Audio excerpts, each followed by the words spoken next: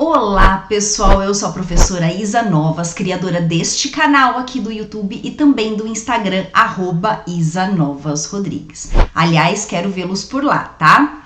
Nesse vídeo aqui, nós vamos ler e analisar o conto Seminário dos Ratos, que aliás é o conto que dá nome para essa obra, é o último conto desse livro e é o conto que está sendo trabalhado no vestibular da Unicamp agora em 2023. Então, vem comigo, vai ser um conteúdo super completo para você entender definitivamente esse conto.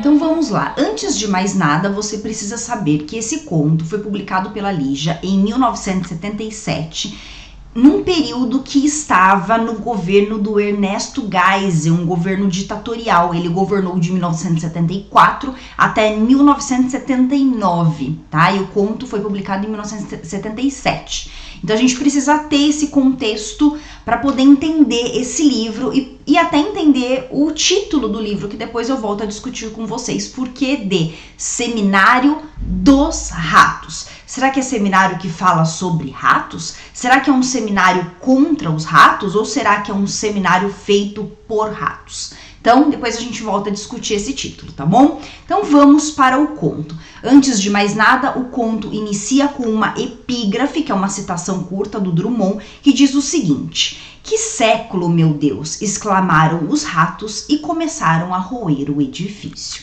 Então, agora vamos iniciar o conto. O primeiro parágrafo diz o seguinte: o chefe das relações públicas, um homem de baixa estatura, atarracado, sorriso e olhos extremamente brilhantes, ajeitou o nó da gravata vermelha e bateu de leve na porta do secretário do Bem-Estar Público e Privado.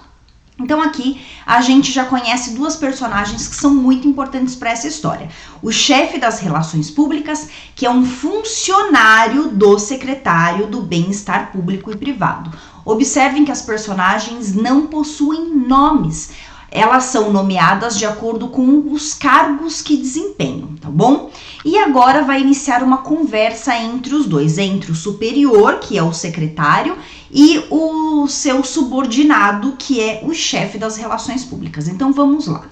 Excelência, o secretário do Bem-Estar Público e Privado pousou o copo de leite na mesa e fez girar a poltrona de couro. Olha aquela sensação de status, né? É um homem importante. E ele então suspirou. Era um homem descorado e flácido, de calva úmida e mãos acetinadas. Lançou um olhar comprido para os próprios pés, o direito calçado, o esquerdo metido num grosso chinelo de lã com debrum de pelúcia. Pode entrar, disse o chefe das relações públicas, que já espiava pela fresta da porta. Entrelaçou as mãos na altura do peito. Então, correu bem o coquetel? E daí eles estão ali falando sobre um coquetel que já tinha acontecido no dia anterior e que esse secretário, tá, que é o chefão de todos ali, ele não tinha participado por conta de um motivo que daqui a pouco a gente vai saber, tá? Então ele tá perguntando para o seu subordinado, que é o chefe das relações públicas, o que tinha acontecido nesse coquetel. Tinha a voz branda com um leve acento lamurioso, né, de lamento. O jovem empertigou-se, ele enrijeceu, tá, ele tornou-se rígido, esse secretário. Um ligeiro rubor cobriu-lhe o rosto, bem escanhoado. Escanhoado é bem barbeado. Tudo perfeito, excelência. Perfeito, foi no salão azul, que é menor, Vossa Excelência sabe. Olha só como ele se dirige, né? Esse subordinado se dirige ao chefe, como Excelência, Vossa Excelência. Poucas pessoas, só a cúpula ficou uma reunião assim aconchegante, íntima, mas muito agradável. Fiz as apresentações, bebericou-se e consultou o relógio. Veja, Excelência, nem 6 horas e já se dispersaram. O assessor da presidência da RATESP, olha só o nome, RATESP, o título do livro Seminário dos Ratos, tá? Está instalado na ala norte, vizinho do diretor das classes conservadoras e armadas e desarmadas. E está ocupando a suíte cinzenta. Já a delegação americana achei conveniente instalar na ala sul. Por sinal, deixei-os há pouco na piscina. O crepúsculo está deslumbrante, excelência, deslumbrante. E aqui a gente conhece mais 3 personagens, tá? O assessor da presidência da RATESP, o diretor das classes conservadoras, armadas e desarmadas, olha só a crítica, né? E a delegação americana, tá bom? Estão todos ali instalados, cada um em um cômodo diferente, destinando inclusive determinadas cores para cada pessoa. O senhor disse que o diretor das classes conservadoras, armadas e desarmadas, está ocupando a suíte cinzenta? Por que cinzenta? O jovem pediu licença para se sentar, puxou a cadeira, mas conservou uma prudente distância da almofada onde o secretário pousara o pé metido no chinelo. Pigarreou. Bueno, ele sempre começa, tá, com bueno. Escolhi as cores pensando nas pessoas, começou com certa hesitação. Animou-se. A suíte do delegado americano, por exemplo, é rosa forte. Eles gostam de cores vivas, os americanos, tá? Para a da vossa excelência, escolhi este azul pastel. Mais de uma vez vi vossa excelência de gravata azul, então essa é a intenção de agradá-lo. Já para a suíte norte, me ocorreu o cinzento. Vossa excelência não gosta da cor cinzenta? Tá, então ele escolheu o cinza, que é uma cor neutra, né, para os conservadores. O secretário moveu com dificuldade o pé estendido na almofada, levantou a mão, ficou olhando a mão. É a cor deles, ratos alexandrinos. Dos conservadores, não dos ratos. Mas enfim, não tem importância. Prossiga, por favor. O senhor dizia que os americanos estão na piscina? Por que os? Veio mais de um? Então vamos lá. Primeiro, ele escolheu uma cor, que é uma cor de certa forma que não os agrada, que é a cor cinzenta, para a classe dos conservadores, tá? Para o diretor das classes conservadoras. Então aí é uma crítica e ele já diz que esse diretor da classe conservadora pertence a ratos alexandrinos, é uma classe de ratos. E depois ele pergunta sobre essa questão da delegação americana. Como assim? Você falou no plural, então nós temos mais de um americano aqui? Pois com o delegado de Massachusetts veio também a secretária, uma jovem, e veio ainda um ruivo de terno xadrez, tipo um pouco de boxer, meio calado, está sempre ao lado dos dois. Suponho que é um guarda-costas, mas é simples suposição, excelência. O cavalheiro em questão é uma incógnita, só falam inglês. Aproveitei para conversar com eles, completei há pouco meu curso de inglês para executivos. Se os debates forem em inglês, conforme já foi aventado, darei minha colaboração. Já o castelhano eu domino perfeitamente. Enfim, Vossa Excelência sabe, Santiago, Buenos Aires. Gente, aqui tem uma questão muito importante, porque ele está falando dos americanos, tá? Da influência, então, dos Estados Unidos no Brasil, nessa época, sempre lembrando do contexto histórico, tá bom? Nessa época de publicação do livro, que a gente tinha aqui no Brasil um governo ditatorial. E daí ele fala sobre a importância dessa comunicação com os Estados Unidos e da forte influência dos Estados Unidos no Brasil. E ele cita a questão do inglês, né? Que então ele estudou inglês para ele conseguir se comunicar com os americanos e que o castelhano ele já sabe perfeitamente. E diz assim, né? A Vossa Excelência já sabe, Santiago, Chile, Buenos Aires, Argentina. Por quê? Ele cita outros 2 países que na mesma época também tinham governos ditatoriais, fazendo uma referência com essa comunicação muito fácil de acontecer do Brasil com o governo ditatorial com esses outros 2 países, Argentina e Chile, que também tinham governos ditatoriais. Tá bom? Então, olha só essa questão da língua, americanos e outros 2 países que são citados com governos semelhantes ao governo brasileiro, tá bom?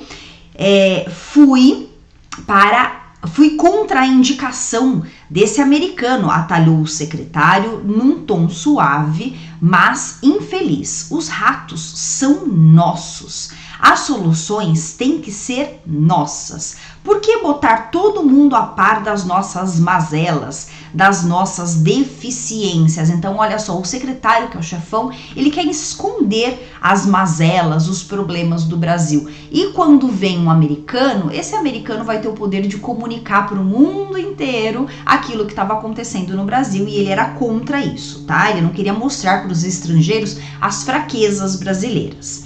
Devíamos só mostrar o lado positivo, não apenas da sociedade, mas da nossa família, de nós mesmos, acrescentou, apontando para o pé em cima da almofada. Por que não apareci ainda? Por quê? Porque simplesmente não quero que me vejam indisposto, de pé inchado, mancando.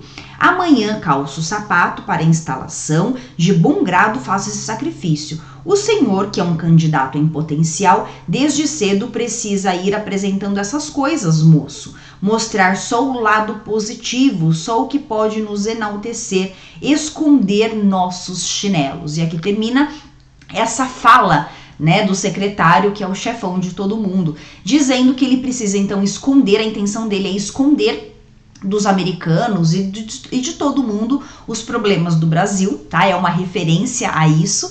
E também ele fala que ele cita o motivo dele não ter participado desse coquetel no dia anterior. Por quê? Porque ele estava com o pé machucado e ele não queria mostrar para as pessoas que ele tinha uma fraqueza. Então, olha só, são pequenas analogias, pensando sempre que a Lígia estava escrevendo num sistema ditatorial, então ela precisava tomar cuidado com o que ela fala.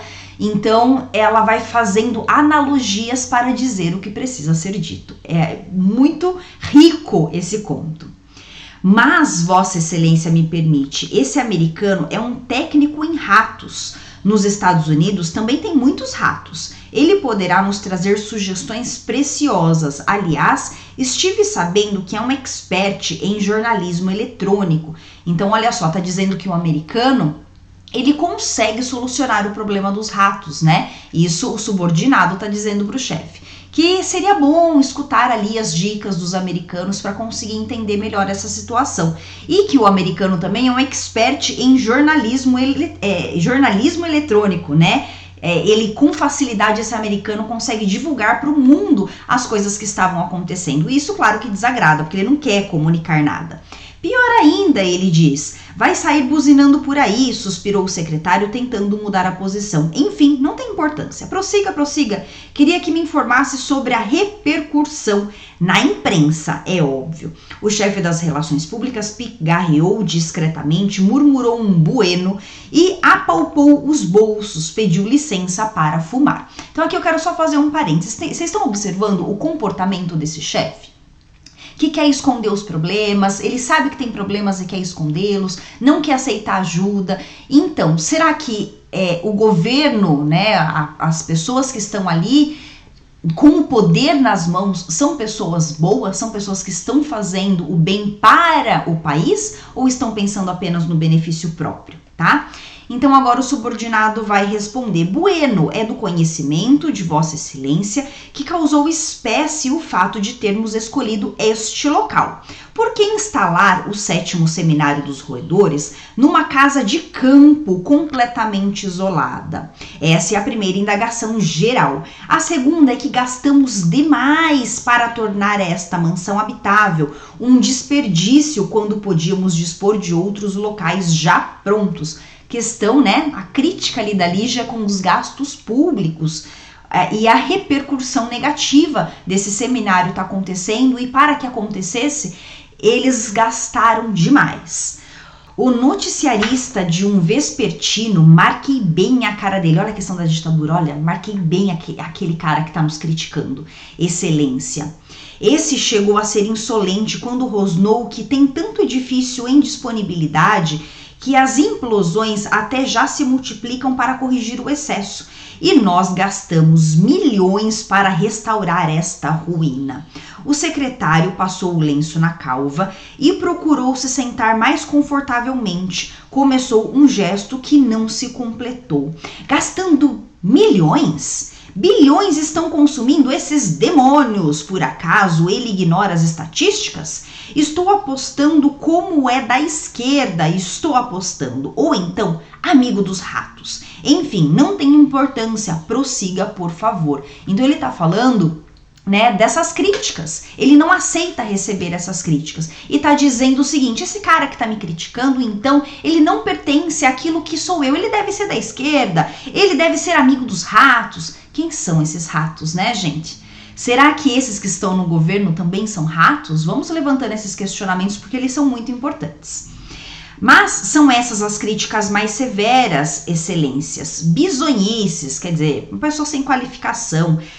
E aquela eterna tecla que não cansam de bater, que já estamos no 7º seminário e até agora nada de objetivo, que a população ratal já se multiplicou 7.000 vezes depois do primeiro seminário, que temos agora 100 ratos para cada habitante, que nas favelas não são as Marias, mas as ratazanas que andam de lata d'água na cabeça, acrescentou contendo uma risadinha. O de sempre, como se o povo, né, reclamasse de barriga cheia. Reclama aí, o de sempre falam a mesma coisa. Não se conformam é de nos reunirmos em local retirado, que devíamos estar lá no centro, dentro do problema. Nosso assessor da imprensa já esclareceu o óbvio que este seminário é o quartel-general de uma verdadeira batalha e que traçar as coordenadas de uma ação conjunta deste porte exige meditação, lucidez. Onde poderiam os senhores trabalhar senão aqui, respirando um ar que só o campo pode oferecer? Nesta bendita solidão, em contato íntimo com a natureza. Então ele está querendo justificar por que é que eles gastaram esses milhões para fazer esse seminário, que já estão no 7º seminário e até agora não resolveram um problema. O delegado de Massachusetts achou genial essa ideia do encontro em pleno campo. Um moço muito gentil, tão simples, achou excelente nossa piscina térmica. Vossa Excelência sabia? Foi campeão de nado de peito, está lá se divertindo, adorou nossa água de coco. Contou-me uma coisa curiosa, que os ratos do Polo Norte têm pelos deste tamanho para aguentar o frio de 30 abaixo de zero. Se guarnecem, né, se abastecem de peliças os marotos. Podiam viver em Marte, uma saúde de ferro. Então ele está falando aqui sobre a questão da opinião do estrangeiro com o Brasil, né? Essa opinião importa. O estrangeiro veio, gostou, né? Tá se deliciando com as nossas belezas naturais e com toda aquela mordomia que a gente está oferecendo. E também fala sobre a adaptação dos ratos, que há ratos em todos os lugares e que eles se adaptam com facilidade. Olha só. O secretário podia pensar em outra coisa quando murmurou evasivamente um enfim. Levantou o dedo pedindo silêncio, olhou com desconfiança para o tapete, para o teto.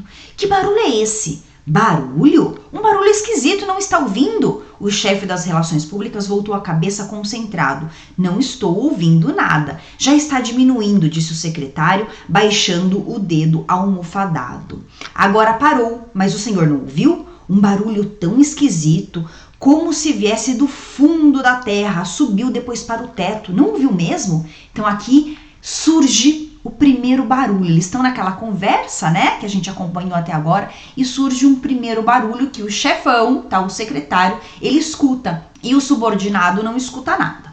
O jovem arregalou os olhos de um azul inocente. Absolutamente nada, excelência. Mas fui aqui no quarto? Ou lá fora? Não sei. Como se alguém tirou o lenço, limpou a boca e suspirou profundamente. Não me espantaria nada se cismassem de instalar aqui algum gravador. O senhor se lembra? Esse delegado americano. Então olha só a desconfiança do chefão, né? Ele desconfiando dessa delegação americana que tá ali. Será que instalaram algum gravador? Estão nos espiando? Mas, excelência, ele é convidado do diretor das classes conservadoras armadas e desarmadas. Não confio em ninguém. Em quase ninguém, corrigiu o secretário num sussurro. Fixou os olhos suspeitoso na mesa, nos balanquins. Balanquins são estruturas que suportam cortinas, tá? Uma espécie de cortina. Estão nos balanquins azuis da cama. Onde essa gente está, tem sempre essa praga de gravador. Enfim, não tem importância, prossiga, por favor. E o assessor de imprensa, ele pergunta, né? Bueno, ontem à noite ele sofreu um pequeno acidente, Vossa Excelência sabe como anda o nosso trânsito, teve que engessar um braço. Só pode chegar amanhã, Já providenciei o jatinho, hein? Olha só o conforto, jatinho, acrescentou o jovem com energia. Na retaguarda fica toda uma equipe armada para a cobertura. Nosso assessor vai pingando o noticiário por telefone, criando suspense até o encerramento, quando virão todos num jato especial. Fotógrafos, canais de televisão, correspondentes estrangeiros, uma apoteose. Finis coronat opus, o fim coroa a obra. Então ele tá falando aqui, né, sobre o assessor de imprensa, e esse assessor de imprensa, ele vai soltando as informações aos poucos, quer dizer, ele vai falando apenas o que eles querem que seja noticiado. Ele não vai soltando todas as informações. Ditadura, né? Ele vai soltando aquilo que ele quer que seja noticiado, conforme o que eles escolhem para ser noticiado, tá? E no final de tudo, eles espalham então a notícia, né, para coroar a obra para todas as pessoas, mas só aquilo que eles querem, tá? Não tudo. Só sei que ele já deveria estar aqui. Começa mal, lamentou o secretário, inclinando-se para o copo de leite. Tomou um gole e teve uma expressão desaprovadora. Enfim, o que me preocupava muito é ficarmos incomunicáveis. Não sei mesmo se essa ideia do assessor da imprensa da RATESP vai funcionar. Isso de deixarmos os jornalistas longe, tenho minhas dúvidas. Vossa Excelência vai me perdoar, mas penso que a cúpula se valoriza ficando assim inacessível. Aliás, é sabido que uma certa distância, um certo mistério, excita mais do que o contato diário com os meios de comunicação. Nossa única fonte vai soltando notícias discretas, influindo sem alarde até o encerramento, quando abriremos as baterias. Não é uma boa tática? Então, olha só as informações, né? Ele está confirmando que as informações serão selecionadas. Com dedos tamborilantes, o secretário percorreu vagamente os botões do colete, entrelaçou as mãos e ficou olhando as unhas polidas. Boa tática, meu jovem, é influenciar no começo e no fim todos os meios de comunicação do país. É esse o objetivo, que já está prejudicado com esse assessor de perna quebrada. Então, eles mantêm uma estratégia de comunicar apenas o que lhes importa. Braço excelente, o antebraço, mais precisamente. Então, não era a perna quebrada, era o braço. Olha só a importância, né? Como ele dá importância para o outro. Nenhuma. O secretário moveu penosamente o corpo para a direita e para a esquerda, enxugou a testa, os dedos, ficou olhando para o pé em cima da almofada. Hoje mesmo o senhor poderia lhe telefonar para dizer que estrategicamente os ratos já se encontram sob controle. Sem detalhes, enfatize apenas isto, que os ratos já estão sob inteiro controle. A ligação é demorada? Bueno, cerca de meia hora. Peço já, excelência. Então, olha só, também contar mentiras, né? Os ratos estão controlados? Eles querem noticiar, inclusive mentiras, para dizer que o governo deles está fazendo algo de importante, está resolvendo o problema.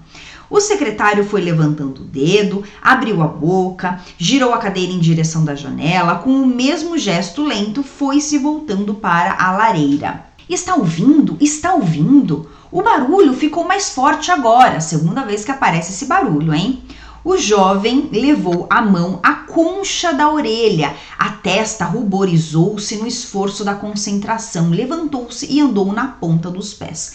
Vem aqui, excelência, não consigo perceber nada. Aumenta e diminui, olha aí em ondas, como um mar. Agora parece um vulcão respirando aqui perto e ao mesmo tempo tão longe. Está fugindo, olha aí. Tombou para o espaldar da poltrona exausta. Espaldar da poltrona é o encosto, tá?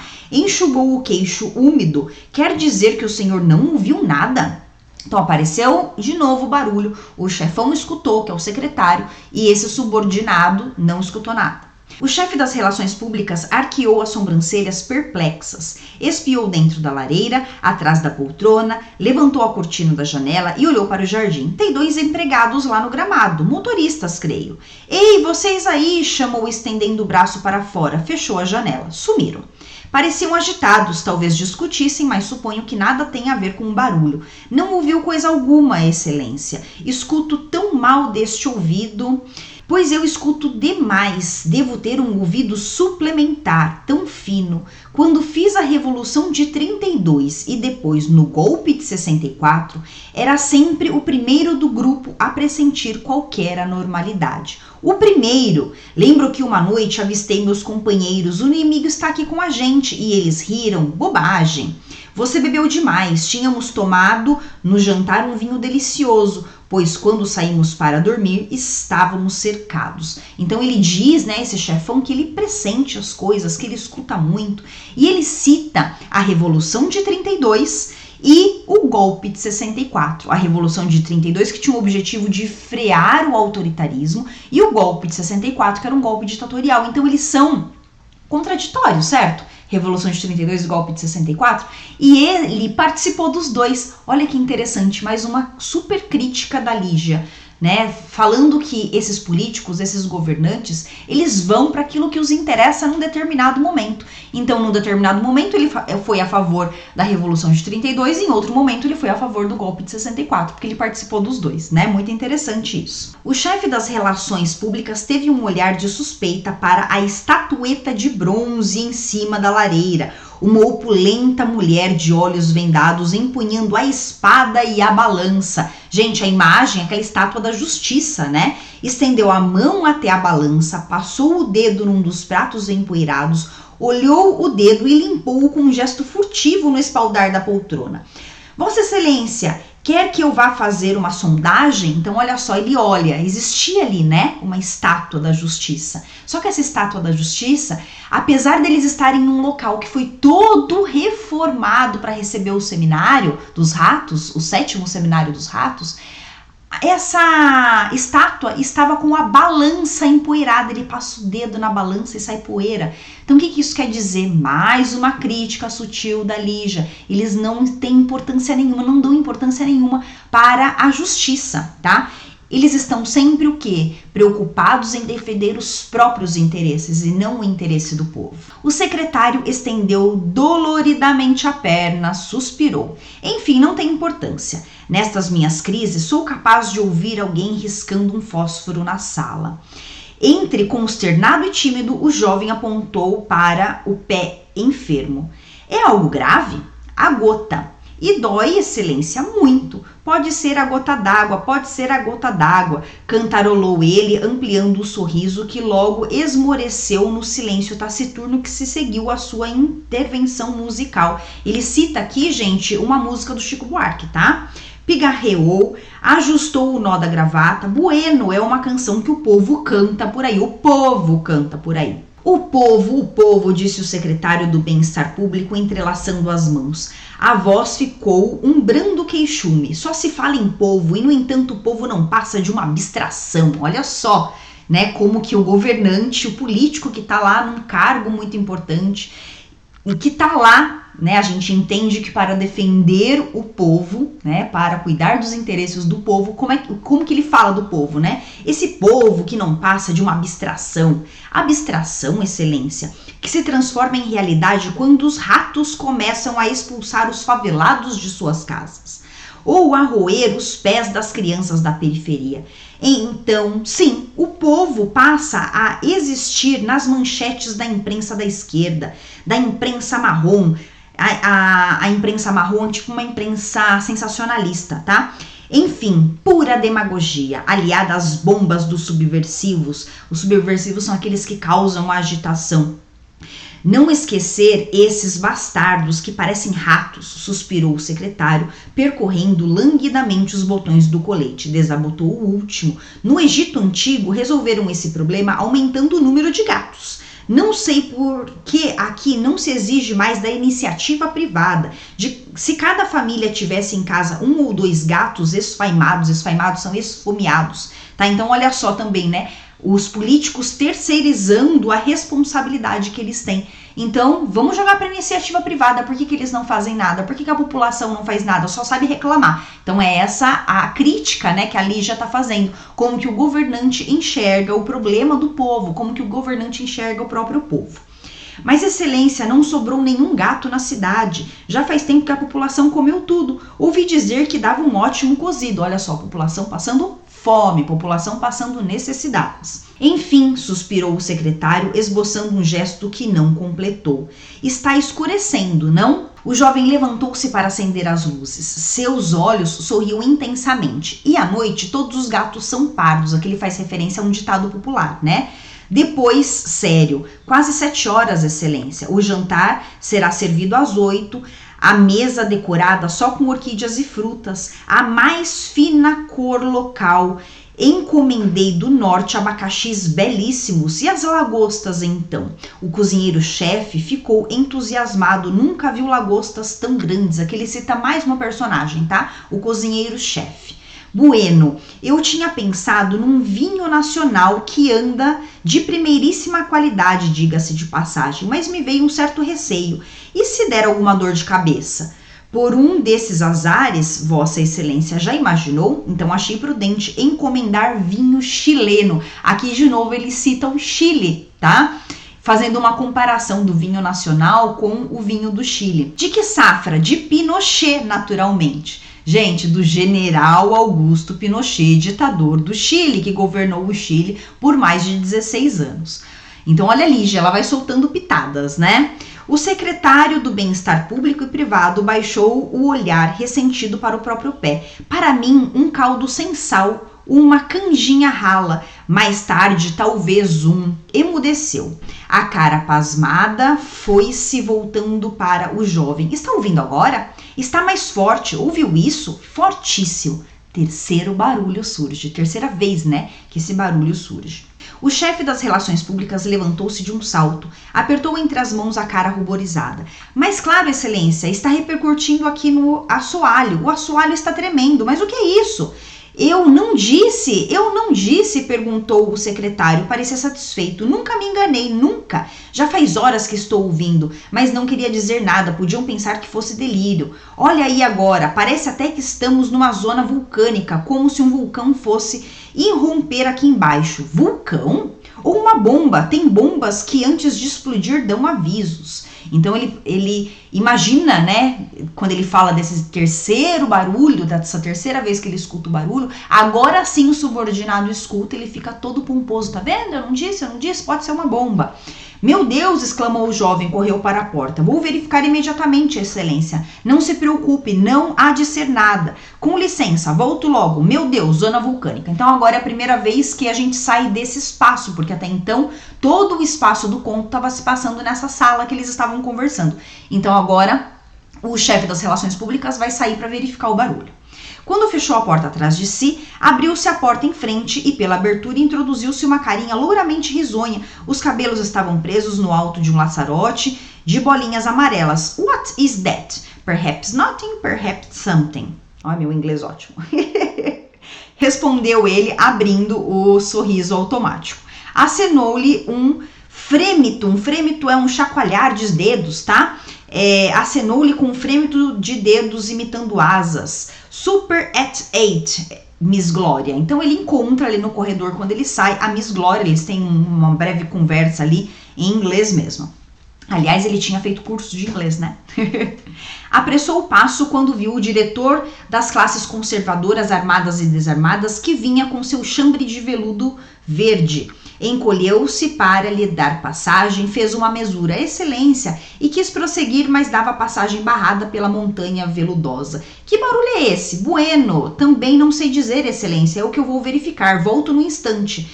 Não é mesmo estranho? Tão forte? O diretor das classes conservadoras armadas e desarmadas farejou o ar. E esse cheiro? O barulho diminuiu, mas não está sentindo um cheiro? Franziu a cara. Uma amassada assim, é uma chatice. Esse barulho está me incomodando, tá? O diretor das classes conservadoras está reclamando, né? Cheiros, barulhos e o telefone não funciona. Por que o telefone não está funcionando? Preciso me comunicar com a presidência e não consigo. O telefone está mudo. Isso o diretor das classes conservadoras reclamando, tá? Mudo? Mas fiz dezenas de ligações hoje cedo. Vossa Excelência já experimentou o do salão azul? Venho de lá, também está mudo. Uma amassada. Procure meu motorista, veja se o telefone do meu carro está funcionando. Tenho que fazer essa ligação urgente. Então, além de tudo, né, esse chefe das relações públicas, ele tá saindo para verificar o barulho, ele encontra com a americana, a Miss Glória, depois ele encontra no caminho com o diretor das classes conservadoras, e esse diretor inclusive dá ordens para ele. Fique tranquilo, excelência, vou tomar providências e volto em seguida. Com licença, sim? Fez o jovem, esgueirando-se numa mesura rápida. Enveredou pela escada, parou no primeiro lance. Mas o que significa isso? Pode me dizer o que significa isso? Esbaforido, sem o gorro e com um avental rasgado, o cozinheiro-chefe veio correndo pelo saguão. O jovem fez um gesto enérgico e precipitou-se ao seu encontro. Como é que o senhor entra aqui nesse estado? Então o chefe das relações públicas briga com o cozinheiro. Por que você está aqui, né, nesse estado? O homem limpou no peito as mãos sujas de suco de tomate. Aconteceu uma coisa terrível, doutor, uma coisa horrível. Não grita, o senhor está gritando, calma. E o jovem tomou o cozinheiro-chefe pelo braço, arrastando-o a um canto. Então, olha só, o chefe das relações públicas, né, pegou o cozinheiro-chefe pelo braço para tirá-lo de lá, porque ele estava histérico, estava gritando. E ele, como o chefe das relações públicas, ele não pode deixar que os outros convidados ali percebam todo esse caos. Controle-se, mas o que foi? Sem gritar, não quero histerismo. Vamos, calma, o que foi? Olha a importância, né, que ele está dando para manter as aparências. As lagostas, as galinhas, as batatas, eles comeram tudo. Tudo, não sobrou nem um grão de arroz na panela, comeram tudo. E o que não tiveram tempo de comer, levaram embora. Mas quem comeu tudo? Quem? Os ratos, doutor, os ratos. Ratos? Que ratos? O cozinheiro-chefe tirou o avental, embolou-o nas mãos. Vão embora, não fico aqui nem mais um minuto. Acho que a gente está no mundo deles. Olha só, acho que a gente está no mundo deles, dos ratos.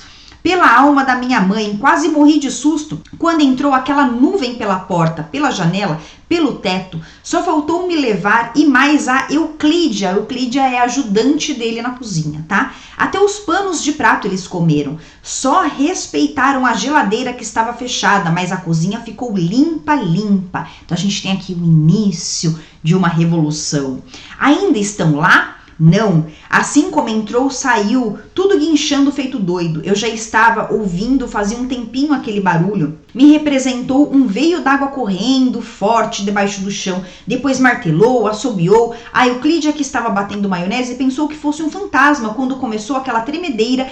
E na mesma hora entrou aquilo tudo pela janela, pela porta. Não teve lugar que a gente olhasse que não desse com um monte deles guinchando.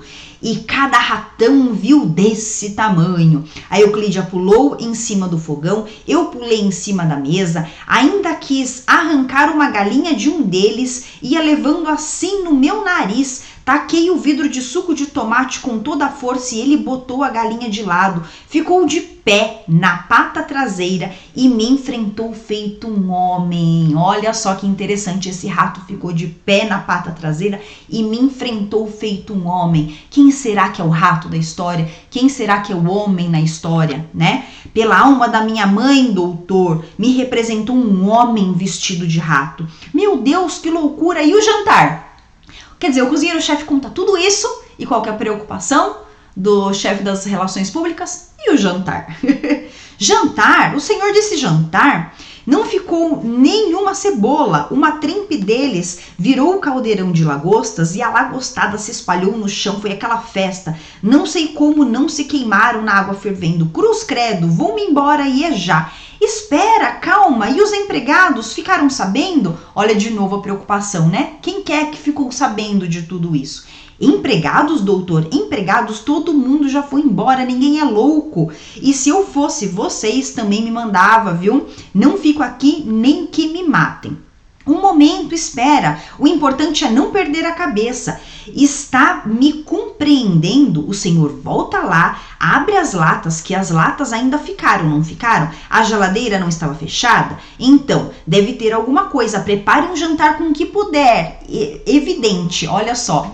Continua, né? A preocupação em manter as aparências, em fazer o que precisa ser feito. E esse fazer o que precisa ser feito é agradar aquele povo que tá lá, né? O povo rico, o povo de outros países, tá bom? Não fico nem que me matem. Espera, eu estou falando, o senhor vai voltar e cumprir a sua obrigação. O importante é que os convidados não fiquem sabendo de nada. Disso e me incumbo eu. Está me compreendendo? Vou já até a cidade, trago um estoque de alimentos e uma escolta de homens armados até os dentes. Quero ver se vai entrar um mísero camundongo nesta casa.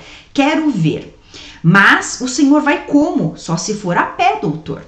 O chefe das relações públicas empertigou-se. A cara se tingiu de cólera, apertou os olhinhos e fechou os punhos para soquear a parede, mas interrompeu o gesto quando viu vozes no andar superior. Falou quase entre dentes. Covardes, miseráveis. Quer dizer que os empregados levaram todos os carros? Foi isso? Levaram os carros? Levaram nada, fugiram a pé mesmo, nenhum carro está funcionando. O José experimentou um por um, viu?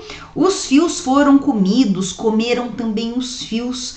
Vocês fiquem aí que eu vou pegar a estrada e é já. Então olha só, esse ataque, né, que começou foi todo orquestrado. Eles cortaram os fios dos telefones para impedir a comunicação. Cortaram também os fios dos carros para impedir a fuga. Olha só, tudo orquestrado, né? Estratégia. O jovem encostou-se na parede. A cara agora estava lívida, quer dizer que o telefone, murmurou e cravou o olhar estatelado no avental que o cozinheiro-chefe largou no chão. As vozes no andar superior começaram a se cruzar. Uma porta bateu com força. Encolheu-se mais no canto quando ouviu seu nome. Era chamado aos gritos. Com um olhar silencioso, foi acompanhando um chinelo de Debrum. Debrum é uma fita, tá? Um chinelo de fita de pelúcia que passou em alguns passos do avental embolado no tapete. O chinelo deslizava, a sola voltada para cima, rápido como se tivesse rodinhas ou fosse puxado por algum fio invisível. Então, quer dizer, os ratos ainda estavam lá, tá? Foi a última coisa que viu, porque nesse instante a casa foi sacudida pelos seus alicerces. As luzes se apagaram, então deu-se a invasão, espessa, como se um saco de pedras borrachosas tivesse sido despejado em cima do telhado e agora saltasse por todos os lados numa treva dura de músculos, guinchos e centenas de olhos luzindos, negríssimos. Quando a primeira dentada lhe arrancou um pedaço da calça, ele correu sobre o chão enevoado, entrou na cozinha com os ratos despencando na sua cabeça e abriu a geladeira. Arrancou as prateleiras que foi encontrando na escuridão, jogou a lataria para o ar, esgrimou com uma garrafa contra 2 olhinhos que já corriam no vasilhame de verduras, expulsou-os e num salto pulou lá dentro, fechou a porta, mas deixou o dedo na fresta que a porta não batesse, porque quando sentiu a primeira agulhada na ponta do dedo que ficou de fora, substituiu o dedo pela gravata. Então a invasão aconteceu, tá? A tomada do poder, gente. Aquele poder, né, aquela cúpula que estava ali naquela mansão, no poder, eles sofreram uma invasão, sofreram um golpe e agora os ratos tomaram o poder, tá? E o chefe das relações públicas fugiu e entrou na geladeira, tá? Nós temos aqui no conto agora um espaço, porque a narrativa ela para aqui, mas ela continua, tá? Mais um parágrafo agora, como se fosse um depois. O que aconteceu depois? É o último parágrafo.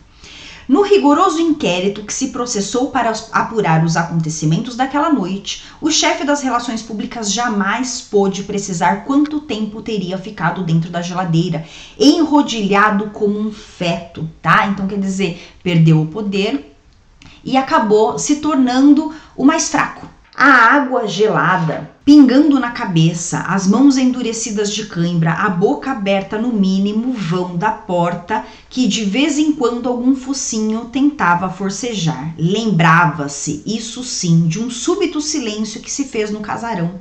Nenhum som, nenhum movimento, nada. Lembrava-se de ter aberto a porta da geladeira, espiou. Um tênue raio de luar era a única presença na cozinha esvaziada. Foi andando pela casa completamente oca, nem móveis, nem cortinas, nem tapetes, só as paredes e a escuridão. Então ele ficou um tempão dentro daquela geladeira quando ele percebeu que tudo ficou em silêncio, tá? O chefe das relações públicas, ele abriu a geladeira, saiu e a mansão estava num completo silêncio e tudo escuro. E daí começou então um murmurejo secreto, rascante é um som áspero, que parecia vir da sala de debates, e teve a intuição de que estavam todos reunidos ali, de portas fechadas. Todos os ratos que tomaram poder estavam reunidos ali na sala de debates. Não se lembrava sequer de como conseguiu chegar até o campo. Não poderia jamais reconstruir a corrida. Correu quilômetros. Quando olhou para trás, o casarão estava todo iluminado. E aqui termina com a tomada do poder, tá? Só que agora, gente, quem que é o rato da história? Seminário dos Ratos, vamos retomar o título. O que a Lígia quis dizer com isso? A Lígia quis dizer pura e simplesmente que todos são ratos. Entra governo, sai governo, todos eles são ratos. São ratos que tomam o poder de outros ratos, tá? Aliás, pensando no contexto da época, é um ditador que toma o poder de outro ditador, que toma o poder de outro ditador e nada muda. A população fica sempre na míngua, sempre passando fome, todos cuidando dos seus próprios interesses e ninguém olha para o povo, tá? Então é isso, fantástico, não é, gente? É fantástico! Vocês gostaram? Esse conto será cobrado no vestibular da Unicamp. Há vários outros vestibulares pelo Brasil que também utilizam os contos desse livro, tá? Porque é um livro realmente fantástico da Lígia, que faz muitas críticas sociais. Então é isso, vamos ficar por aqui e comentem aqui se vocês gostaram. Beijos, até mais, até o próximo vídeo. Tchau, tchau!